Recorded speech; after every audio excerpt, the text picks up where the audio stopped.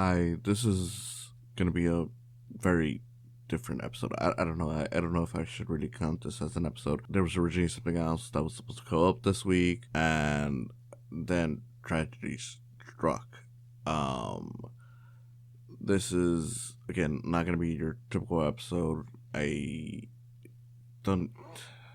I kind of didn't want to do this, but I don't know. Emotionally, it just felt right.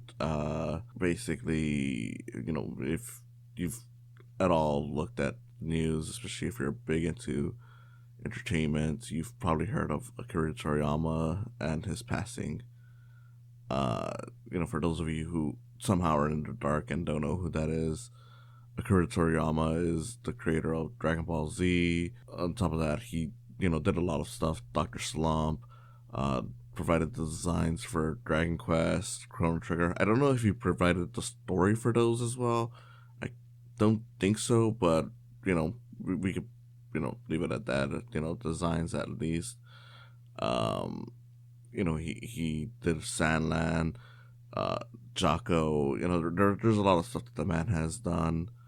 But of course, most people know him as the creator of Dragon Ball, and yeah, big figure in a lot of people's hearts and minds. I mean, there's a whole joke about how he essentially, like how Dragon Ball is so big in Mexico that like the cartels would apparently, you know, stop doing stuff while new episodes of Dragon Ball Super were going on, and there was stuff like that. I mean, obviously a lot of that stuff is probably just made up for memes, but yeah, I mean, the show's really that big, and well, not even just Mexico, but all of Latin America, and yeah, realistically around the world. You got so many cultures that just love Dragon Ball.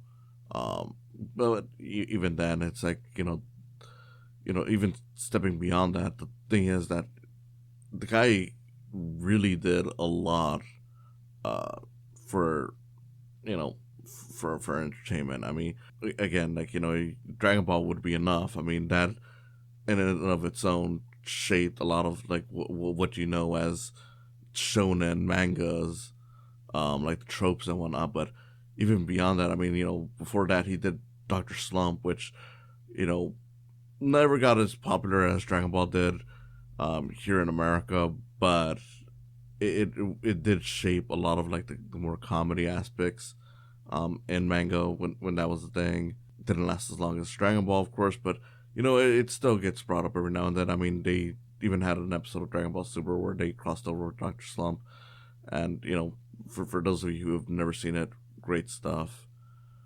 Um, Me personally, I loved a lot of the man's work. It's one of those things where it's like, as a kid, Dragon Ball was definitely one of the more important things that I had seen. I remember watching a lot of Dragon Ball Z in Spanish, and I also had seen the original Dragon Ball, something that here in the U.S., as far as I know, was, well, I'm sure it was early translations, and I've seen some different translations of it, but in terms of like when it got popular with like Tsunami and stuff like that, it came after Dragon Ball Z, which I'm sure left some people weirded out because like, hey, look, Dragon Ball is more cartoony, it's more comedic than Dragon Ball Z. There's still some cool action in there. Of course, there's one of the greatest fights in all of Dragon Ball, whether it's Z, Super, or whatever, is Goku versus Jackie Chan. So it still had that stuff, but it was more of an adventure focused stuff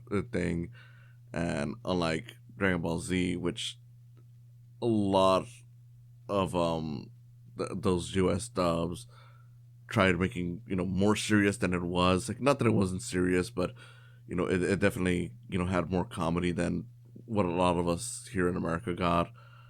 They couldn't really edit that out so easily for Dragon Ball, so of course it was kind of, I don't know, I guess you could say like whiplash for Dragon Ball Z fans here when they saw Dragon Ball. It's like, wait, this is the prequel.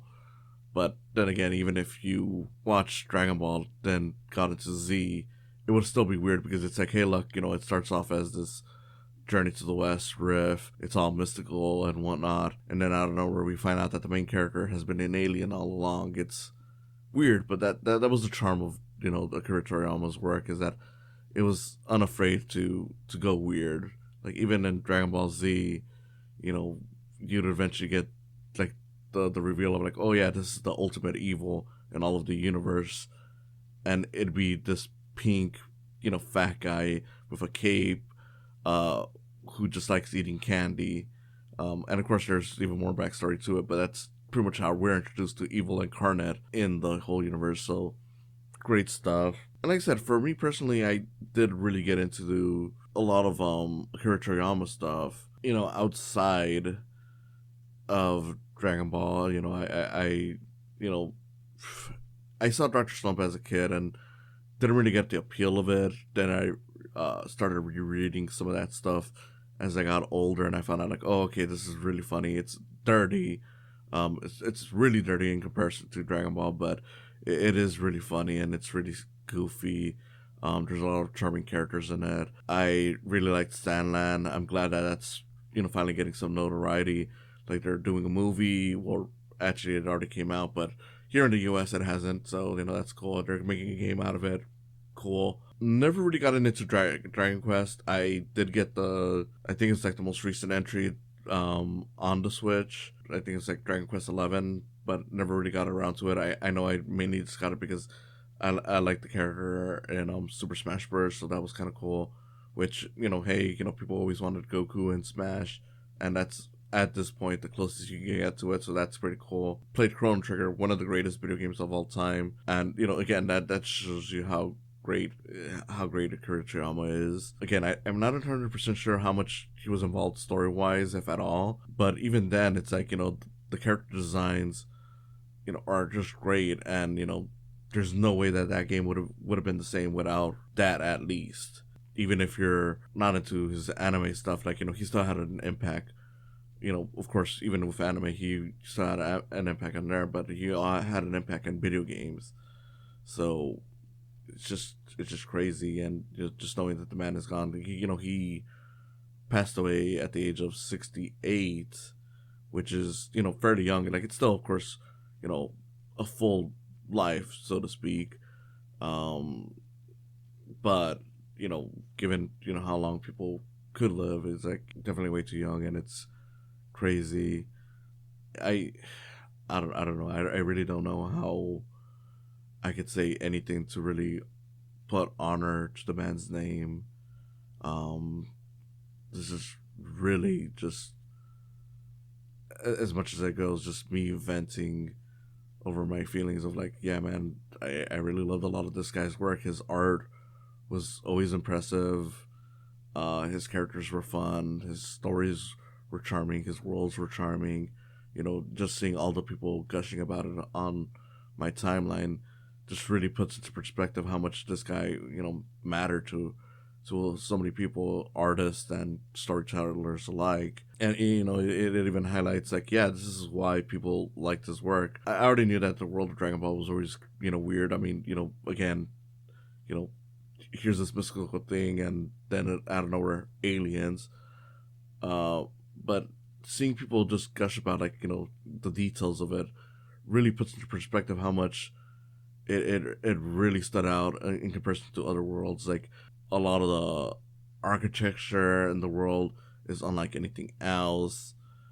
You had a lot of devices in there that were futuristic, yet you had creatures in there like dinosaurs, so it brought it back to the past. But then you had, magical creatures, you had scientific creatures, you had all these kinds of things, and it never, once felt like it was questioning itself as to what it was. It was always so sure of just being the world of Dragon Ball. And to an extent, I kind of hate that I'm mostly going on about Dragon Ball. I know that's his biggest thing, but it's like, again, you had so much work. He had so much work, like Dr. Slump, just stuff in the Dragon Quest, which I wish I could now I wish I could say more about it, given that, he's gone, and I do now plan to at least play the one I got, instead of letting it just sit sit and collect dust. But man, it's just a big loss in the entertainment world. It's not just a loss in mangas. It's a loss in anime, because even if you just consider like, oh well, Dragon Ball was just an adaptation of a comic, it's like, well, eventually he did work directly with the anime with like Dragon Ball Super, and of course even provided the stories for the movies for the most recent ones, which I'll admit that's kind of cool how we had that live action movie. It was so bad that the creator decided like, okay, I can't just let the story end here. I'm gonna go back and start adding new stuff to the world of Dragon Ball. And I know some people were mixed towards it, but overall I think most people can agree that Dragon Ball Super and the additions he's made since returning are still charming enough that they're well worth any flaws that may come out of them. I think so. Yeah, like Dragon Ball Battle, Battle of the Gods, Resurrection F, Super Broly, Superhero, just all wonderful movies. And you know, I know people were iffy on his upcoming Dragon Ball Daima, just because it's like, oh look, the characters are turning into kids. Personally, I'm like, look, you know what? The man was always charming in his writing. I look forward to it, and now it just seems so sad that it'll be more or less as something after his life. Just watching it and seeing how you know how it impacts us. But yeah, I'm at a loss for words. I really wish I could provide something better than just saying rest in peace, and properly honor his work. um I don't know.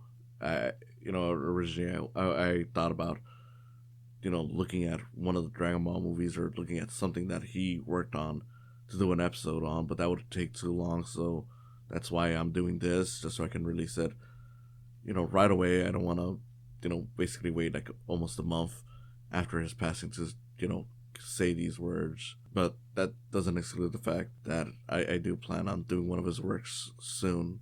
I'll have to look at what I think is best, but for now I do want to say thank you, Akira Toriyama. I'm so glad for all the work that you provided, and I really wish you could have been here longer with us. But I hope you rest in peace, and I hope, if nothing else, that your work continues to inspire us. Thank you.